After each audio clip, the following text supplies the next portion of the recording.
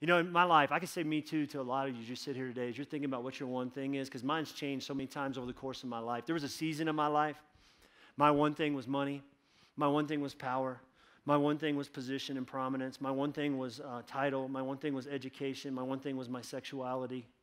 My one thing was houses.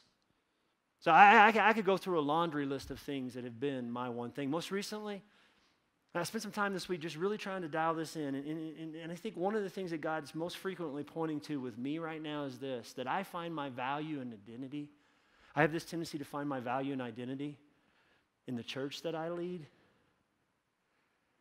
And God's like, dude, I'm not in that. No, and see, here's what happens with that. When you do that, when things are great, you're great. When they're not, you're not. And I'm on this roller coaster ride, and that's not fair to anybody who's close to me. See, I want to lead a church. I want leading a church to be comfortable. I want ministry to be comfortable. That's why I almost said no to Discovery 8 years ago. 2 other choices, I wanted to choose them because they were a lot more comfortable and a lot easier. I don't want to lead a church that struggles. I don't. No, I want to have what other pastors, I look at them and what they appear to have. I want that. I want to lead a church that makes a huge kingdom difference that will prove my naysayers wrong. All those people that said you should never be in ministry again, and if you do, God won't bless it. I still find myself trying to find my value and identity in the church that I lead, and God's not in that. That is so unhealthy. It's getting between me and the life that God has for me. You see, at the end of the day, here's what I'm looking for. I'm looking for a faith that really doesn't require much faith. I want to follow Jesus, but I want to try to figure out a way to maneuver and do that at the lowest possible cost. You ever find yourself struggling with that? Hugh Halter goes on to describe it this way in his book. He says, the principle is indisputable. The great things of God cost us our life. The more missional you want to be, the more incarnational you're willing to be, like Jesus in the flesh. The more you release your people out into the world, the more you desire to equip and empower young leaders, the more effective and faithful you want your church to be, the more you'll have to die to yourself.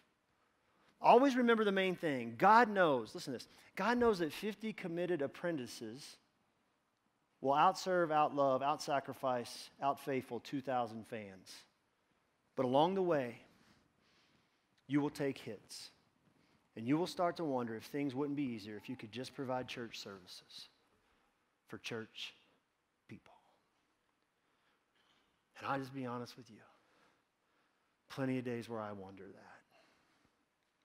It would be so much easier. Life would just be so much easier if I just come in here and tell you what you want to hear.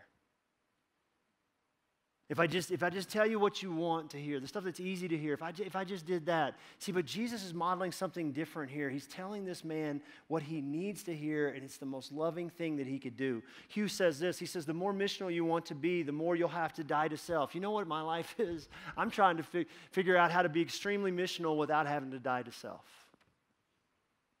Yeah. See, there's times when I get tired of dying to self. There's times when it's hard for me to do. And here's the thing. That's not just me, it's all of us. We follow Jesus. We all tend to follow Jesus to the point of inconvenience or discomfort, but no further. Jesus, I will follow you until it's inconvenient or uncomfortable for me, and then poof, eject button. I'm out. This story, it's not about the poor. And this story is not about money.